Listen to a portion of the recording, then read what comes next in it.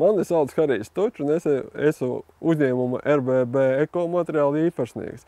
Šobrīd uzņēmums piedāvā dažādas dabīgas izcelsmes materiālus, kā kokšķiera plātnes. Kā izejuma materiāls tiek izmantots kujkoks, kas tiek samalts ļoti smalkā frakcijā un ar sevi esošiem svekiem salīmēs. Tad šīs plātnes, viņas ir dažādas gabali, liek pie sienas.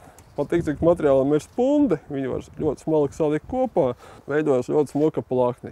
Principā materiāls nokopē esošo plakni. Apdaras veids var būt dažāds, sākot ar tapeti, beidzot ar apmetumu. Ja kāds vēlās, pat var dabūt virsū uzlikt māla apmetumu. Ja mēs izšujam ar šo plākni telpu no iekšpuses 50 mm biezumā, tas ir līdzvērtīgs kokam 20 cm biezumā. To var izdarīt savu spēkiem, tehnoloģija ir ļoti vienkārša, un vēl papildus bez tā saimnieks iegūst gan ļoti labas skaņas izolācijas.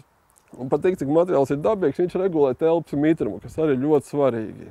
Šobrīd jau sen ir iespējams izbūvēt tādu māju, kur jau klients pats nosaka, cik viņš vēlās maksāt par apkuri un nodrošināt nepieciešamo klimatu. Mēs sadarbojamies ļoti daudz ar Latvijas būvfizikas speciālistiem, tāpatās mēs pieaicinām vācu būvfizikas speciālistus, ar kuru palīdzību mēs arī izstrādājam šo te materiālu, kas saucās RBB kokšķiera plātnes.